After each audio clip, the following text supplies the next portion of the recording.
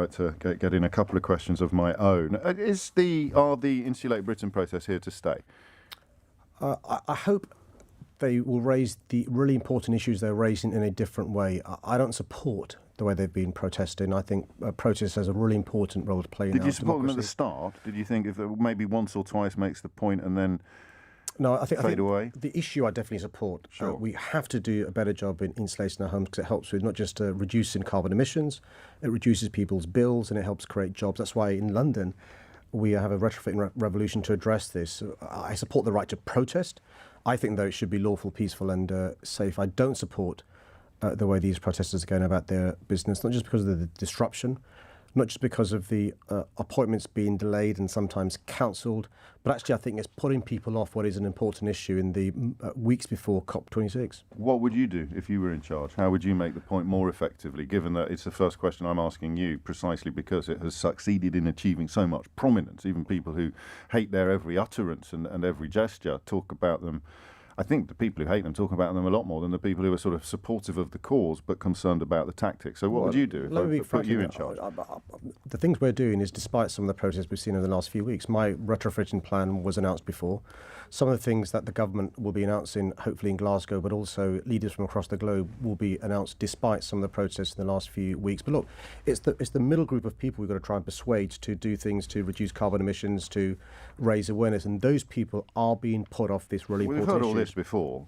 So in terms of what would you do differently and new, given that the protests they've conducted in the last few weeks have been different and new? You don't have to have an answer. They don't. I don't think have a plan B. But can you think of something that might be more effective? Well, there's lots of things. You ought to be organising now to get communities across the country realising how important Glasgow is. You remember 2005, the work done across the country in advance of the G7 summit in the UK, which led to debt being cancelled and aid being increased. That's a good example of citizen power.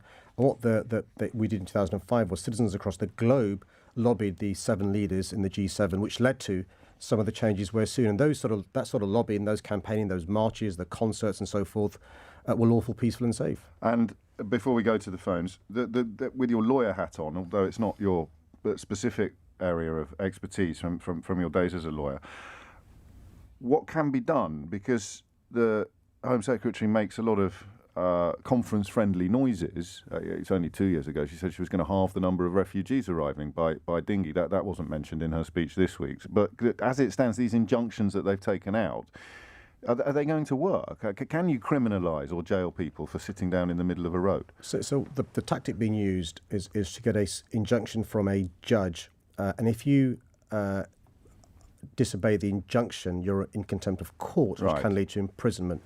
And a judge, when weighing up whether to grant an injunction, will look at the balancing, right to protest with the disruption caused and the danger caused as well. So no judge will give an injunction unless he or she's satisfied they've balanced these competing interests. Can you give like a blanket injunction to say if you ever sit down in the middle of a road, you will be it's got to be contempt of court? So to be specific, would they need to know where the next protest was going to be? I'm just wondering whether you think that these injunctions are legally efficacious. I think they're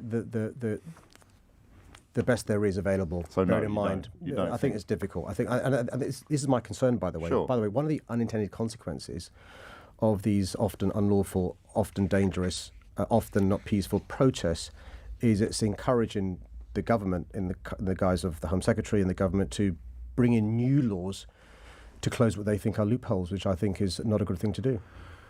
So if I was going to put money on whether or not you think these injunctions are going to succeed in stopping the Insulate Britain I think they'll move on. It's displacing. So what you're seeing is so that they're now not doing M25 because of the injunction at M25. Yeah. They're not doing some of the motorways because of the injunction there. There's noise about them going to other parts of the country where there isn't an injunction. And the question I think those who are organising the protests have got to ask themselves is what is the objective, what is the ends for the means? And I think that the ends should be persuading national governments to change their policies, trying to get public opinion on our side to try and make sure we move the agenda on both climate change and air pollution. So out of interest, if I pledged live on the radio to lie down in front of a bulldozer, for example, to stop a development from unfolding at, I don't know, maybe a major international airport, could that be injuncted in the same way that the Insulate Britain? Would that be subject to the same legal devices, do you think? No, because I think you're making these threats, or what we call blagging in the business, may not cover it. I think if you were to be on the way to a place where you'd give an advance notice of protest, and then I'm sure somebody whose